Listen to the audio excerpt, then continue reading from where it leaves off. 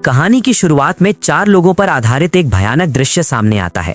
एक पूरे परिवार को मोटी रस्सियों से बांधकर उल्टी हालत में जमीन में लटका दिया गया है। रस्सी का दूसरा सिरा एक पुराने पेड़ की शाखा से बंधा है जो कभी भी टूट सकती है। अचानक वो शाखा जोरदार आवाज के साथ टूट जाती है। रस्सी खिंचती है और चारों लोग हवा में झूलने लगते हैं।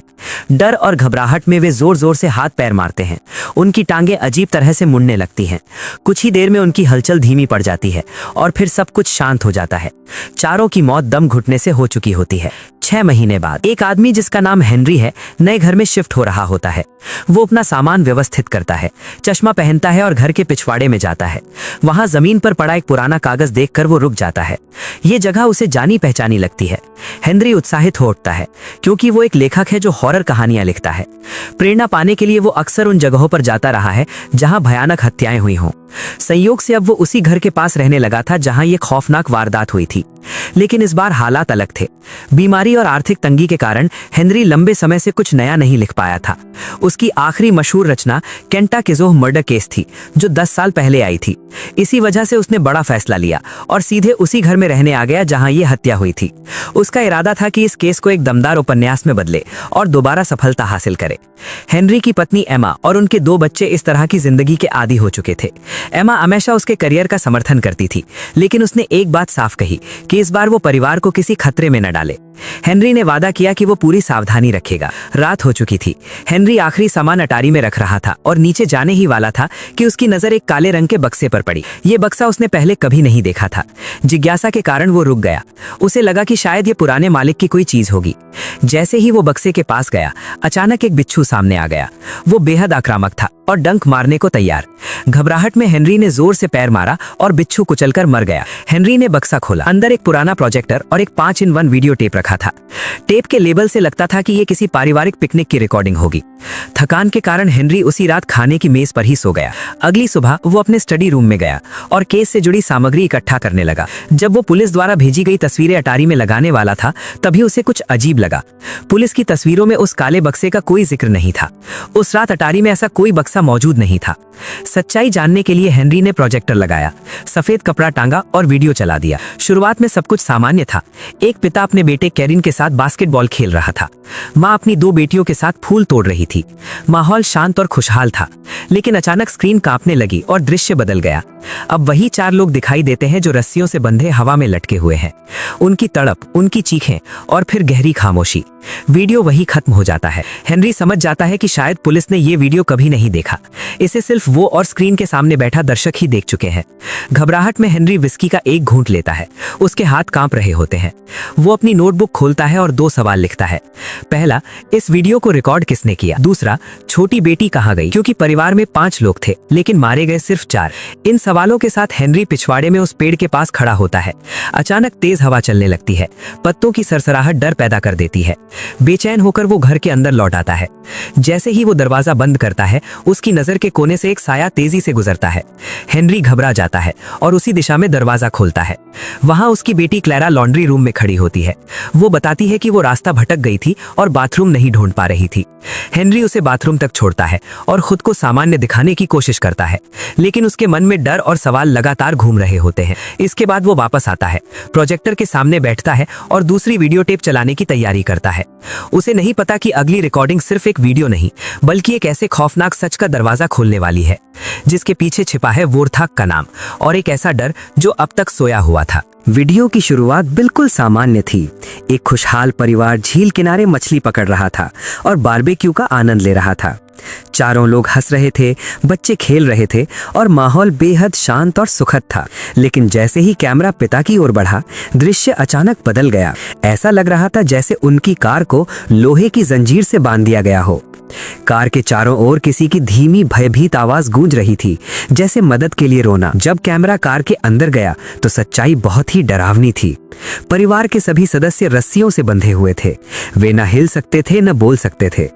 इंजन के हुड पर एक अजीब सा चिन्ह बना हुआ था। अचानक आकाश से टॉर्च जैसी तेज रोशनी गिरी और पूरी कार को रोशन कर दिया। हेनरी ये दृश्य देखकर सन्न रह गया। उसने कभी कल्पना भी नहीं की थी कि किसी बैग में इतनी अमानवीय क्रूरता छुपी हो सकती है।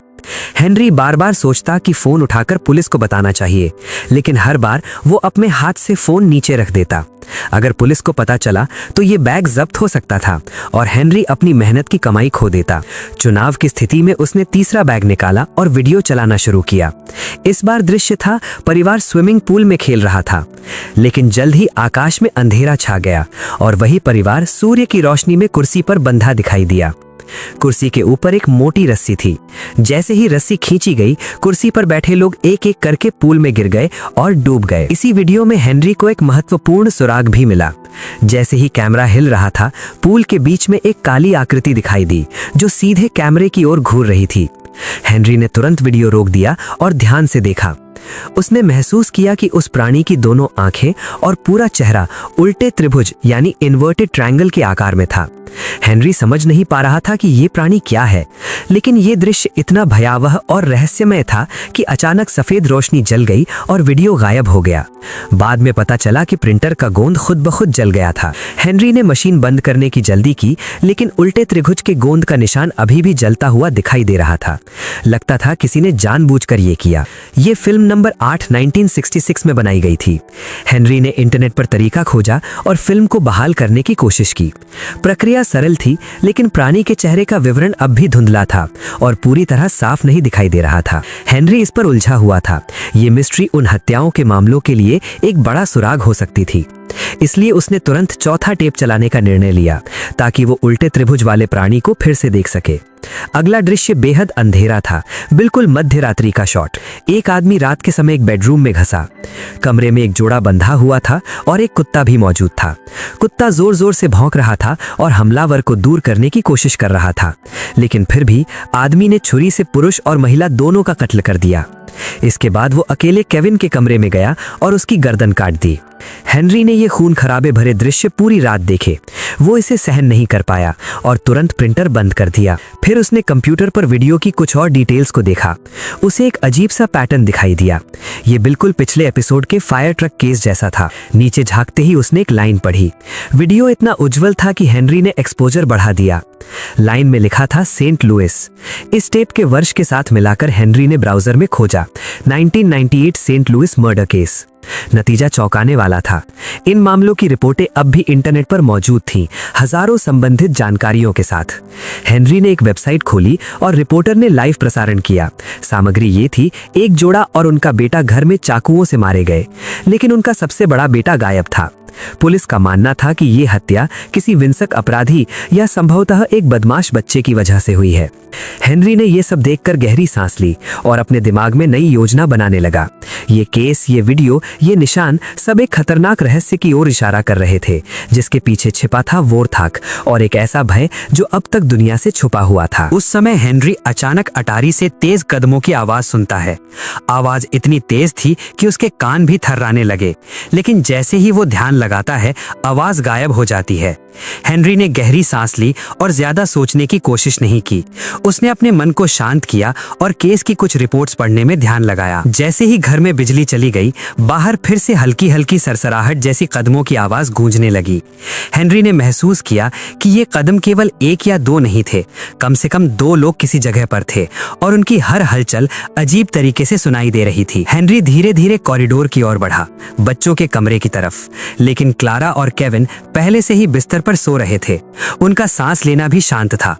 तब ये कदम किसके थे? हेनरी के दिल की धड़कन तेज हो गई।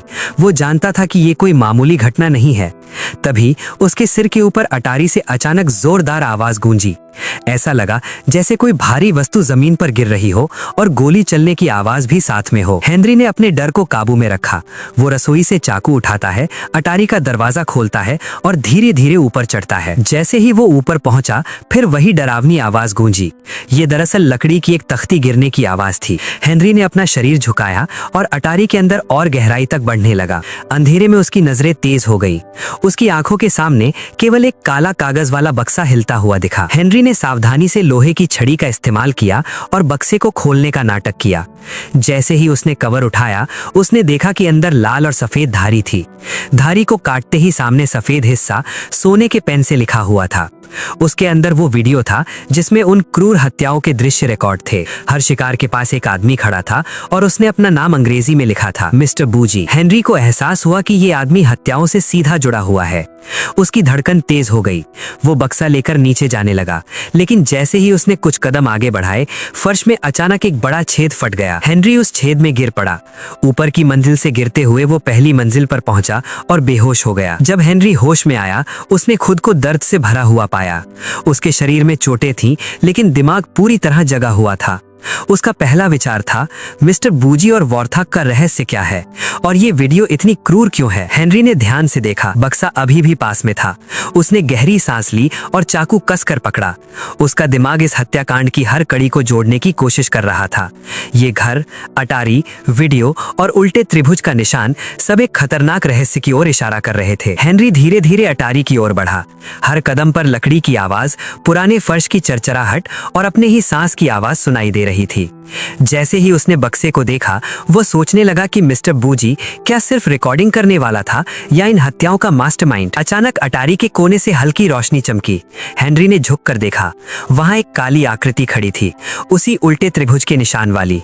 उसकी आंखें चमक रही थीं और पूरा शरीर घूंघट जैसा दिखाई दे रहा था। हेनरी का दिल तेजी से धड़कने लगा। वो समझ गया कि ये प्राणी वॉर्थक सिर्फ किसी वीडियो का हिस्सा नहीं था, ये कहीं ज्यादा खतरनाक था। हेनरी ने खुद को संभाला और चाकू के साथ आगे बढ़ा। वो जानता था कि अब पीछे हटने का कोई रास्ता नहीं है। ये घर, ये अटारी और ये रहस्य सब उसका सामना करने के लिए तैयार थे। फर्श के छेद, गिरती हुई तख्तियां, अंधेरा और मिस्टर बूजी की क्रूर हत्याएं सब मिलकर हेनरी के लिए एक टेस्ट बन चुकी थी। उसे न केवल अपनी सुरक्षा करनी थी, बल्कि इस रहस्य को उजागर भी करना था। वो धीरे धीरे आगे बढ़ा, हर कदम पर सावधानी बरतते हुए। अटारी के गहरे कोने में बक्से के पास पहुंचते ही हेनरी ने देखा कि वीडियो में दिखाई गई हर हत्या, हर क्रूर दृश्य, सभी का संबंध मिस्टर बूजी और वॉर्थक से था। ये घर केवल एक हत्याकांड का केंद्र नहीं था, बल्कि एक खतरनाक और बेशर्म खेल का मैदान था। हेनरी ने सोचा, अगर मैं इस रहस्य को उजागर नहीं करूंगा तो ये डर और भी गहरा हो जाएगा, लेकिन अगर मैं करूंगा तो शायद ये दुनिया इस भय का सामना कर पाएगी। उसने अपनी सांस को काबू में किया, चाकू कसकर पकड़ा और अटारी के अंधेरे में कदम रखा। हर सरसराहट, हर आवाज, हर गिरती तख्ती उसके दिमाग में बस एक ही चीज की चेतावनी दे रही थी, ये खेल खत्म नहीं हुआ है, ये केवल शुरुआत है।